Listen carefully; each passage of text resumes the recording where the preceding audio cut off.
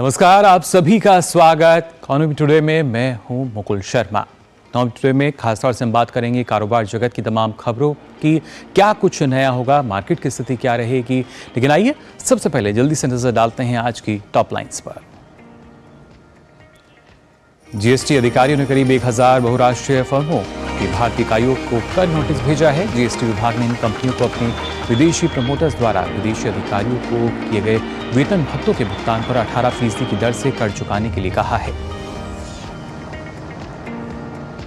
नियामक मानदंडों का पालन नहीं करने पर आरबीआई ने आईसीआईसीआई बैंक पर 12.19 करोड़ रुपए और कोटक महिंद्रा बैंक पर 3.95 करोड़ रुपए का जुर्माना लगाया है। त्योहारी सीजन में होम अप्लायंसेस से लेकर मकान और गाड़ी तक की बिक्री में 15 से 20% की बढ़ोतरी दर्ज की गई है। ई कॉमर्स कंपनियों ने त्योहारी सीजन के पहले 4 दिनों में 29,000 करोड़ रुपए की बिक्री की है। और सप्ताह के तीसरे कारोबारी दिन गिरावट के साथ खुले भारतीय शेयर बाजार मंगलवार को हरे निशान के साथ बंद हुए थे सेंसेक्स और निफ्टी। तो आज की टॉप लाइन्स आपने जान ली हैं, किस तरीके से जो कुछ खास है वो लगातार आपको हम बता रहे हैं।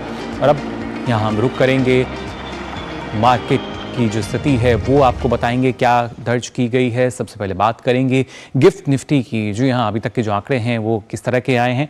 आप देख सकते हैं गिरावट के साथ नज़र आ रहा है। करीब 27 अंकों की गिरावट के बाद ये 19,784.50 अंक दर्ज किया गया है। इसके साथ साथ अगर बात की जाए गिफ्ट निफ्टी की स्थिति आपने जान ली, 27 अंकों की जो गिरावट है वो यहाँ दर्ज की जा रही है। और खासतौर से इसके साथ ही अगर हम बात करें सेंसेक्स की भी क्या वो स्थिति दर्ज की गई है ये आपको बता देते हैं। आप देख सकते हैं सेंसेक्स ओपनिंग जो है उसमें भी 80.16 अंकों की गिरावट नज़र आ रही है। 66,347.93 जो है वो दर्ज किया गया है सेंसेक्स जो आज खुला है। और इसके साथ साथ काफ़ी महत्वपूर्ण, क्योंकि आज गिरावट के साथ जो बाजार है वो यहाँ पे खुलता हुआ नज़र आ रहा है।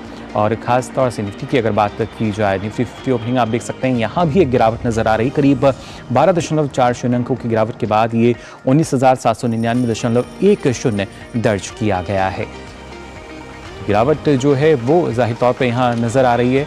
अब आइए नज़र डालेंगे कि किस तरीके से आज के मार्केट की भी अगर बात की जाए क्या स्थिति रही है। खासतौर से अगर बात करें अभी तक की जो मार्केट अपडेट आ रही है, सेंसेक्स की अगर बात की जाए तो आप देख सकते हैं ताज़ा अपडेट 107.59 अंकों की गिरावट नज़र आ रही है। निफ्टी 50 में 22.40 अंकों की गिरावट है। निफ्टी बैंक में भी 89.50 अंकों की गिरावट फिलहाल नज़र आ रही है। तो कहीं ना कहीं गिरावट के साथ जो मार्केट है वो खुला है। और उसके बाद अभी तक की जो लेटेस्ट अपडेट है वो हम आपको बता रहे हैं कि क्या स्थिति दर्ज की गई है।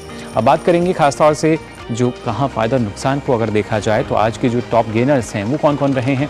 आप देख सकते हैं Hindalco, Cipla, ONGC, JSW steel और इसके साथ साथ आप देख सकते हैं डिविस लैब, जहाँ पे जो इजाफा है इनमें हुआ है। आज के जो टॉप गेनर्स हैं दर्ज किए गए हैं 1.54% का इजाफा है हिंडाल्को में, तो सिप्ला में 0.98% का इजाफा, ओएनजीसी में 0.72% का इजाफा दर्ज किया गया है। जबकि जेएसडब्ल्यू स्टील में आप देख सकते हैं 0.58% का इजाफा है और करीब 0.56% का इजाफा डिविस लैब में भी दर्ज किया गया है। तो ये तो हुए टॉप गेनर्स। लेकिन इसके साथ साथ अगर बात की जाए टॉप लॉसेस की जो अभी तक दर्ज किए गए हैं उस पर भी नज़र डालते हैं जल्दी से।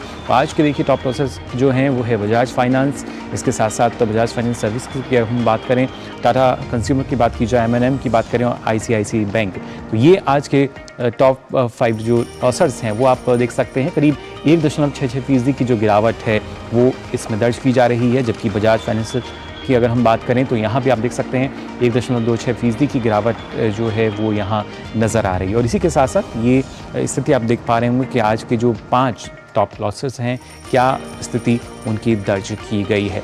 अब आगे बढ़ते हैं, नज़र डालते हैं ग्लोबल मार्केट पर भी। ग्लोबल मार्केट में क्या स्थिति है, सबसे पहले यूएस मार्केट की स्थिति हम जान लेते हैं। आप देख सकते हैं यहाँ भी जो लाल निशान है वो आप देख पा रहे होंगे, यानी गिरावट के साथ बाजार जो है कारोबार करता नज़र आ रहा है। डॉ जोन्स की अगर हम बात करते हैं तो 36 अंकों के करीब यहाँ गिरावट नज़र आ रही है। S&P 500 में भी आप देख सकते हैं किस तरीके से 0.43 की जो गिरावट है वो नज़र आ रही है। नेस्डेक में भी 34.24 अंकों की गिरावट फिलहाल यहाँ पे दर्ज की गई है। तो ये तो बात हुई यूएस मार्केट की, लेकिन इसके साथ साथ अगर यूरोपियन मार्केट की हम बात करें, वहाँ देखिए ज़रूर जो हरा निशान है वो हमें नज़र आ रहा है, यानी तेज़ी जो है वो फिलहाल यहाँ नज़र आ रही है। 44.58 अंकों की तेज़ी एफटीएससी में दर्ज की गई है, सीएसी में 7.51 अंकों की तेज़ी है, जबकि डीएक्स में आप देख सकते हैं 13.70 अंकों की जो तेज़ी है वो यहाँ दर्ज की गई है। तो यूरोपियन मार्केट जो है उनमें थोड़ी सी बढ़त हमने देखी, लेकिन एशियन मार्केट की स्थिति अब जान लेते हैं। इकाई की अगर बात की जाए तो आप देख सकते हैं करीब 66 अंकों की गिरावट जो है नजर आ रही है लाल निशान के साथ। हैंगसेंग की हम बात करें तो 37.15 अंकों की बढ़त यहाँ नजर आ रही है, और कॉस्पी में भी करीब 2.54 अंकों की एक मामूली बढ़त जो है वो हम यहाँ फिलहाल देख सकते हैं। तो जाना आपने अलग अलग जो मार्केट है उनका क्या हाल है, और खासतौर से ना सिर्फ एशियन मार्केट की बात की जाए, यूरोपियन मार्केट की बात की जाए, या अगर हम बात करते हैं यूएस मार्केट की, तो क्या स्थिति इन मार्केट्स में दर्ज की गई है। और ये काफ़ी महत्वपूर्ण, क्योंकि अगर देखा जाए क्या स्थिति रही। लेकिन क्रूड ऑयल की अगर हम बात कर लें तो आप देख सकते हैं यहाँ एक तेज़ी ज़रूर नज़र आ रही है 1.76 की, यानी जो क्रूड ऑयल है करीब 91.65 डॉलर प्रति बैरल जो है वो दर्ज किया गया है। तो जान लिया आपने क्या कुछ खास स्थिति आज अभी तक यहाँ पे दर्ज की गई है। और फिलहाल यहाँ वक्त हो चला एक छोटे से ब्रेक का, आप बने रहिए डीडी न्यूज़ पर। साल बरस और सदी नहीं, एक युग गुजर जाएगा, उम्र न पूछो वंडर की, जब फर्क नजर आएगा। वंडर सीमेंट, फर्क नजर आएगा। अब क्या देख रहे हो पापा? तुम कहते हो ना कि स्टॉक मार्केट में बहुत सोच समझ कर इन्वेस्ट करना चाहिए, बस थोड़ा सा ज्ञान ले रहा हूं। किससे? हर एक स्टॉक्स एक्सपर्ट है, मस्त एजुकेशनल वीडियोस बनाता है और अच्छी इन्वेस्टमेंट की टिप्स भी देता है। पापा इन वीडियोस पे ना जाएं, अपना रिसर्च खुद करें या सेबी रजिस्टर्ड इन्वेस्टमेंट एडवाइजर से संपर्क करें। एजुकेशन के नाम पर कुछ इन्फ्लुएंसर्स अक्सर इन्वेस्टर को मिसगाइड करते हैं, नुकसान आपका होगा। सोच कर समझ कर इन्वेस्ट कर। ब्रेक के बाद आप सभी का एक बार फिर स्वागत इकोनॉमी टुडे में। अब आइए बात करते हैं आज के फोकस की।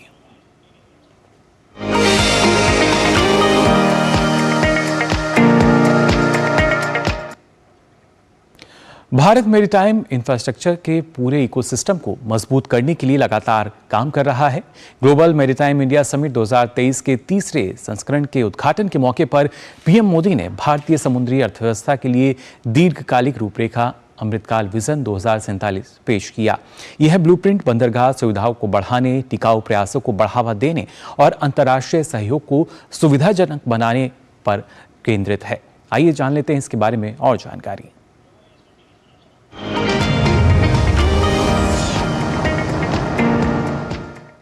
हम एक ऐसे भविष्य की ओर से बढ़ रहे हैं जहां ब्लू इकोनॉमी ग्रीन प्लेनेट बनने का माध्यम होगी। मौका था ग्लोबल मैरीटाइम इंडिया समिट 2023 के तीसरे संस्करण का, जिसका प्रधानमंत्री ने मंगलवार को वीडियो कॉन्फ्रेंसिंग के माध्यम से मुंबई में उद्घाटन किया। इस अवसर पर प्रधानमंत्री ने कहा कि ऐतिहासिक भारत मध्य पूर्व यूरोप आर्थिक गलियारा क्षेत्रीय और वैश्विक व्यापार में क्रांति लाएगा। उन्होंने कहा कि G20 नेताओं के शिखर सम्मेलन में आर्थिक गलियारे के संबंध में निर्णय भारत की पहल के कारण लिया गया। उन्होंने कहा कि जैसे अतीत के सिल्क रूट ने कई देशों की अर्थव्यवस्था बदल दी, वैसे ही ये गलियारा भी वैश्विक व्यापार की तस्वीर बदल देगा। G20 समिट के दौरान India, middle east, Europe economic corridor पर ऐतिहासिक सहमति बनी है। अब ये ऐतिहासिक कॉरिडोर भी रीजनल और ग्लोबल ट्रेड की तस्वीर बदल देगा। प्रधानमंत्री ने कहा कि सरकार का समृद्धि के लिए बंदरगाह और प्रगति के लिए बंदरगाह का विजन जमीनी स्तर पर क्रांतिकारी बदलाव ला रहा है। उन्होंने कहा कि उत्पादकता के लिए बंदरगाह के मंत्र को भी प्रोत्साहित किया जा रहा है। पोर्ट्स फॉर प्रॉस्पेरिटी और पोर्ट्स फॉर प्रोग्रेस का हमारा विजन धरातल पर लगातार बदलाव ला रहा है। लेकिन हमारे काम ने पोर्ट्स फॉर प्रोडक्टिविटी के मंत्र को भी आगे बढ़ाया है। प्रधानमंत्री ने कहा कि भारत अगले दशक में शीर्ष 5 जहाज निर्माता देशों में से एक बनने जा रहा है। उन्होंने कहा कि हमारा मंत्र make in India, make for the world है। भारत दुनिया के टॉप 5 शिप बिल्डिंग नेशंस में से एक होने जा रहा है।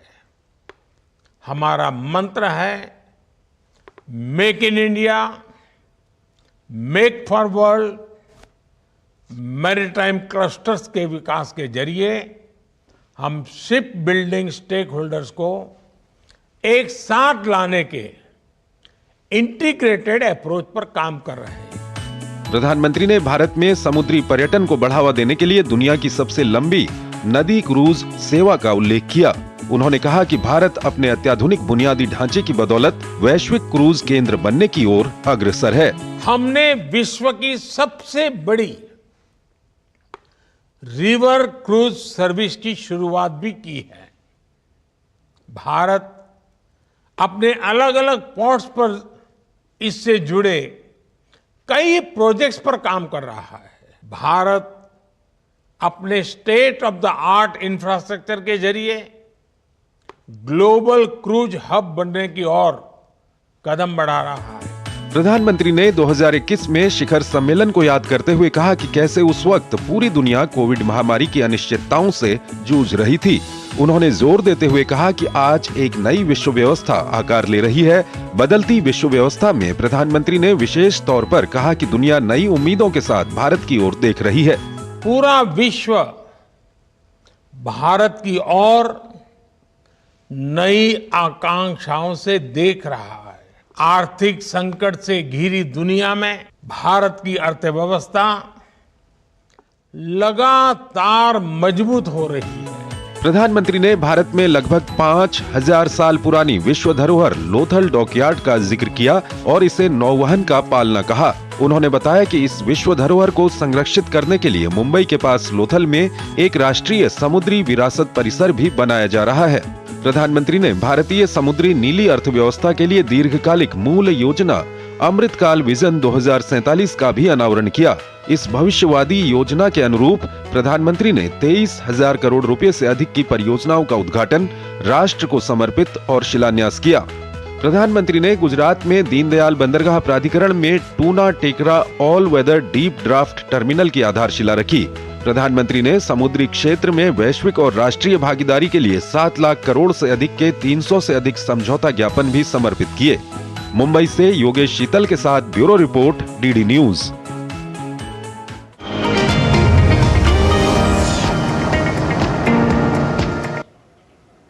तो कैसे समुद्र के जरिए जो नीली अर्थव्यवस्था है उसको और ज़्यादा मजबूती मिल सकेगी, इसको लेकर पूरा रोड मैप तैयार किया गया है। आइए इस पर और ज़्यादा चर्चा के लिए रुक कर लेते हैं। हमारे साथ खास मेहमान जुड़े हैं retired vice admiral Shekhar Sinha ji, जो पूर्व प्रमुख इंटीग्रेटेड डिफेंस स्टाफ हैं। बहुत बहुत स्वागत आपका शेखर जी हमारे इस खास प्रोग्राम में। सबसे पहले जानना चाहेंगे आपसे, जब हम पोर्ट्स फॉर जब उनको देखते हैं कि किस तरीके से प्रगति की बात की जाए, समृद्धि की बात की जाए, तो काफ़ी महत्वपूर्ण है। और अब नीली अर्थव्यवस्था को जब हम कहते हैं तो और किस तरह का बदलाव इसके जरिए हमें नजर आ सकता है? मुकुल जी, आपके दर्शकों को नमस्कार और धन्यवाद अपने प्रोग्राम में बुलाने के लिए। ये बहुत ही एक इम्पॉर्टेंट एरिया है जो कि काफ़ी दिनों से उसमें वो ध्यान नहीं दिया गया था जो कि प्रधानमंत्री मोदी साहब ने देना शुरू किया 2014 से। अगर आप देखें, जब उन्होंने भारत का कार्यभार संभाला प्रधानमंत्री का, तभी से उनकी पहली जो मीटिंग हुई थी अपने सेना के कमांडरों से, वो नौसेना पोत INS विक्रमादित्य पर हुआ था और वहां पे उन्होंने एक तरह से समझिए कि इसकी घोषणा की थी जी। उसके बाद जब ये मॉरिशस में एक बहुत बड़ा सम्मेलन हुआ था, वहां पर उन्होंने सागर शब्द को, सागर एक्रोनिम को दिया, security and growth for all in the region. तो ब्लू इकोनॉमी इसलिए इंपॉर्टेंट है मुकुल जी कि हम तो समुद्र का इस्तेमाल करते हैं, लेकिन समुद्र का इस्तेमाल करते हुए कहीं ऐसा ना हो कि हम उसका ओवर यूज करें और उसको समुद्र जो है वो सस्टेन नहीं कर सके। तो उसको बचाने के लिए एक ये ब्लू इकोनॉमी जो है वो शब्द का इस्तेमाल किया जाता है। तो 2-3 चीज इसमें हैं जो कि भारतवर्ष ने अब इस पर जोर देना शुरू किया है। प्रधानमंत्री ने 23,000 करोड़ रुपए के प्लान के बारे में बात की। पहले हम 5 साल के पंचवर्षीय योजना करते थे, लेकिन जब से मोदी साहब आए तब से ये समझिए कि 25 वर्षीय योजना में है। 2047 में जब भारत का ये अमृत काल होगा, उस समय भारत कैसा होना चाहिए उस हिसाब से प्रगति कर रहा है। तो अभी 2-3 चीजें हो रही हैं।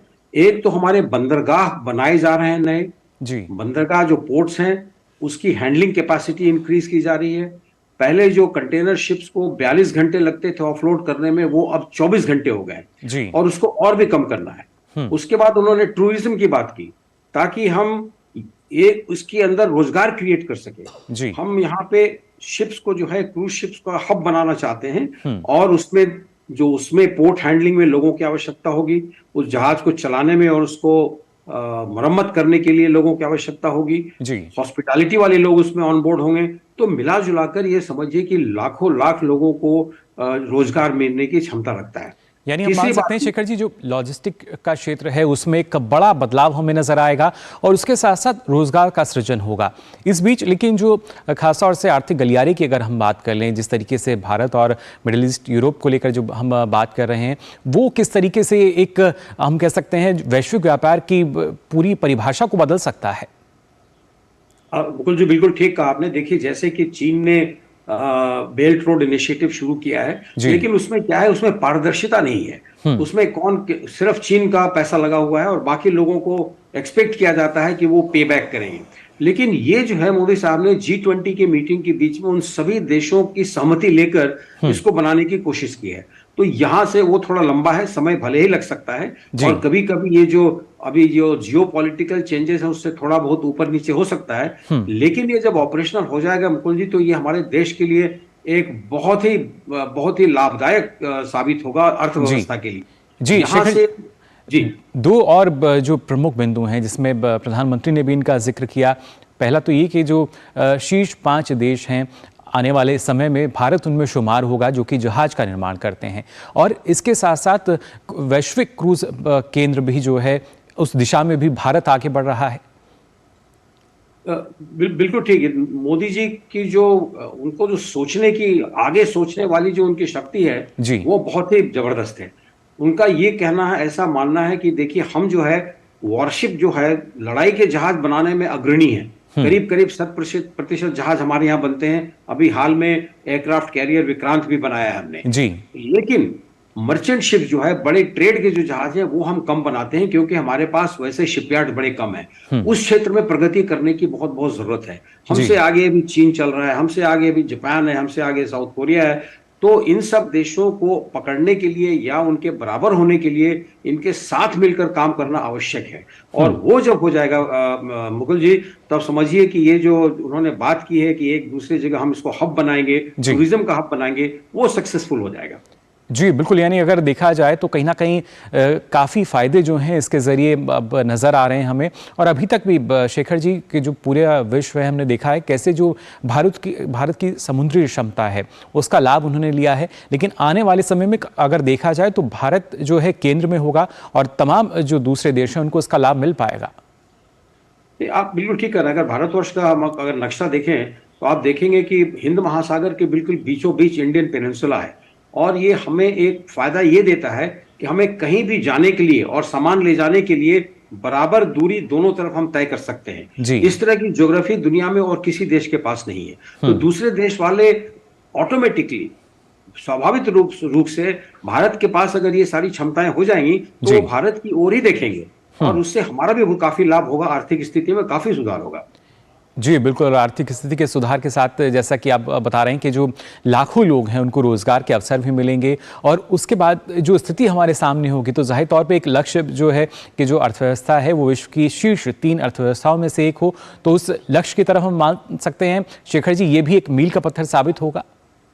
बिल्कुल मील का पत्थर साबित होगा। अभी आप ये देखिए कि हमारी इकोनॉमी जो है वो बढ़ रही है, हम तीसरे स्थान पे आने वाले हैं, किंतु जो पर कैपिटा इनकम है मुकुल जी, वो उसमें अभी काफी बढ़ने की आशा है, क्षमता है। क्योंकि जब तक लोगों में परचेसिंग पावर उतनी नहीं बढ़ेगी तो फिर हमारा जो आगे बढ़ना है टोटली इकोनॉमी में, वो उतना लाभदायक नहीं होगा। तो अभी जो प्रधानमंत्री कर रहे हैं वो पर कैपिटा इनकम बढ़ाने के लिए, लोगों की इनकम बढ़ाने के लिए, उनको रोजगार देने के लिए सारी चीजें कर रहे हैं। तो मुझे लगता है कि ये सोचना बिल्कुल उनका सही है। और देखिए, 2 चीजें हैं।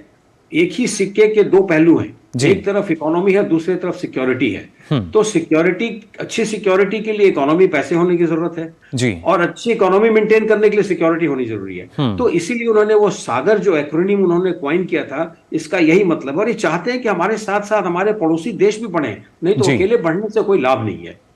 जी, अब खासतौर से अगर सुरक्षा के लिहाज से हम देखते हैं शेखर जी, आपका तो पूरा हम देख सकते हैं किस तरीके से आपका जो खासतौर से अनुभव भी जो रहा है, लेकिन ऐसे में क्या ना सिर्फ समुद्री सीमा को हम सुरक्षित रखें बल्कि उसके साथ साथ किस तरह का लाभ जो है वो मिल सकता है जो हमारे तटीय क्षेत्र हैं उनको भी, और जो दूसरे मैदानी क्षेत्र हैं वहाँ तक भी इनका लाभ हमें देखने को मिलेगा? देखिए, ये जो हम अभी समुद्री रास्तों की, बंदरगाहों की, पोर्ट्स की डेवलपमेंट की बात कर रहे हैं मुकुल जी, तो ये जो है लोगों तक पहुंचने के लिए हमारा हिंटरलैंड जो इंफ्रास्ट्रक्चर है, सड़कें जी, रेलवे, एयरपोर्ट्स, ये सारे जो है उनको मॉडर्न करना आवश्यक है। क्योंकि अगर हम बाहर से सामान हमारे पास आ जाए तो उसको हम गंतव्य स्थान पे पहुंचाने के लिए हमारे आंतरिक जो नेटवर्क है उसको भी सक्षम करना आवश्यक है, जो कि अभी हो रहा है। अभी आप सड़क देख लें, आप ट्रेन देख लें, तो ये सब चीजें भी लोगों को रोजगार देंगी, ये सब चीजें भी भारतवर्ष को ज्यादा सक्षम बनाएगी। आपके पोर्ट और जो समुद्री इलाका है उसकी सुरक्षा, और फिर जमीन के ऊपर जो सारे ये लोग चल रहे हैं उसकी सुरक्षा का भी हमें ध्यान ज्यादा देना पड़ेगा। जी बिल्कुल, और उसी वजह से हम मान सकते हैं कि समुद्र से जाहिर तौर पे जो नीली अर्थव्यवस्था है वो बढ़ती हुई नज़र आ रही है। और जैसा आपने कहा कि बंदरगाहों की जो कनेक्टिविटी है उस पर भी ध्यान दिया जा रहा है, नई नई सड़कों का निर्माण किया जा रहा है जिससे और ज़्यादा जो विकास की बयार है वो ज़्यादा आ सके और अर्थव्यवस्था को मजबूती मिल सके। बहुत बहुत शुक्रिया शेखर जी हमारे साथ जुड़ने के लिए। धन्यवाद। तो जाना आपने किस तरीके से अगर बात की जाती है मैरीटाइम की, इसका फ़ायदा आने वाले समय में मिलेगा अर्थव्यवस्था को और साथ ही साथ मजबूती जो है वो यहाँ नज़र आएगी। फिलहाल हम यहाँ रुक रहे हैं एक और छोटे से ब्रेक के लिए, आप बने रहिए डीडी न्यूज़ पर। साल, बरस और सदी नहीं, एक युग गुजर जाएगा। उम्र न पूछो वंडर की, जब फर्क नजर आएगा। वंडर सीमेंट, फर्क नजर आएगा। तुम्हें पता है इन्वेस्टर्स के लिए एक इन्वेस्टर प्रोटेक्शन फंड होता है, IPF। लेकिन अगर तुम्हारा ट्रेड एक्सचेंज पर एग्जीक्यूट नहीं हुआ या फिर कोई गारंटीड रिटर्न्स वाली स्कीम है तो ये IPF आपकी मदद नहीं कर सकता है। और अगर आपका ब्रोकर ही डिफॉल्टर बन जाए तो फिर IPF आपको कॉम्पेंसेशन दिला सकता है। कहाँ से सीखा? NSE की साइट पर। सोच कर समझ कर इन्वेस्ट कर। ब्रेक के बाद आप सभी का एक बार फिर स्वागत इकोनॉमी टुडे में। अब आइए आगे बढ़ते हैं। नई दिल्ली में जनाग्रह और रेनमेटर फाउंडेशन की तरफ से आयोजित कार्यक्रम में भारतीय शहर प्रणाली के वार्षिक सर्वेक्षण 2023 रिपोर्ट का 6वां संस्करण जारी किया गया। रिपोर्ट में 10 प्रमुख सिफारिशों का जिक्र किया गया है जिसमें शहर में महापौरों और नगर परिषदों के सशक्तिकरण की बात की गई है। केंद्रीय मंत्री ने जोर देकर कहा कि साल 2014 से अब तक शहरी बदलाव के लिए 18 लाख करोड़ रुपए खर्च हुआ है, जिसमें शहरों में कचरा प्रबंधन से लेकर शहरी यातायात, आवास, आधारभूत संरचनाओं का विकास शामिल है। I glanced through the 10 key recommendations that this report has made. I endorse these propositions and believe that these 10 instruments of change can deepen the principle of decentralization and devolution in urban governance and revitalize the spirit of the 74th Constitutional Amendment Act. I also note that the report has acknowledged that the Modi government has taken some unprecedented actions in working towards this agenda, including, and those are the points I think we make with confidence and in the full knowledge that that is the right direction. और आइए अब नजर डालते हैं कारोबार जगत की कुछ और अहम खबरों पर फटाफट अंदाज में। रेटिंग एजेंसी क्रिसिल की रिपोर्ट के अनुसार भारत का इंफ्रास्ट्रक्चर खर्च 2017 से 2023 की तुलना में 2024 से 2030 के बीच दोगुना होकर 143 लाख करोड़ रुपए पर पहुंच जाएगा, जबकि 2017 और 2023 के बीच 67 लाख करोड़ रुपए था। ये निवेश वित्त वर्ष 2031 तक अर्थव्यवस्था के आकार को दोगुना कर 63 लाख करोड़ रुपए तक पहुंचाने में महत्वपूर्ण भूमिका निभा सकता है। चालू वित्त वर्ष की पहली तिमाही में भारत के शीर्ष 10 आयात भागीदारों में से केवल रूस और हांगकांग से आयात में वृद्धि दर्ज की गई है। कमजोर मांग और जींस की कीमतों में गिरावट के कारण देश के कुल आयात में 12.2% की गिरावट आई है।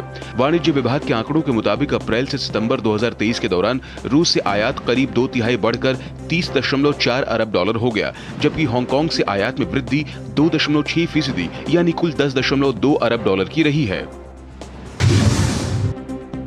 जीएसटी अधिकारियों ने करीब 1000 बहुराष्ट्रीय फर्मों की भारतीय इकाइयों को कर नोटिस भेजा है। जीएसटी विभाग ने इन कंपनियों को अपने विदेशी प्रमोटर्स द्वारा विदेशी अधिकारियों को किए गए वेतन भत्तों के भुगतान पर 18% की दर से कर चुकाने के लिए कहा है। वर्ल्ड स्टील का कहना है कि भारत में इस्पात की मांग के 2023 में 1.8% की समग्र वैश्विक वृद्धि के मुकाबले 8.6% की स्वस्थ वृद्धि दर्ज करने की उम्मीद है। वर्ल्ड स्टील एसोसिएशन का अनुमान है कि वैश्विक इस्पात मांग 2023 में 1.8% बढ़ेगी। 2022 में इसमें 3.3% की गिरावट आई थी। 2024 में मांग की 1.9% बढ़कर 184.91 करोड़ टन तक पहुंचने की उम्मीद है।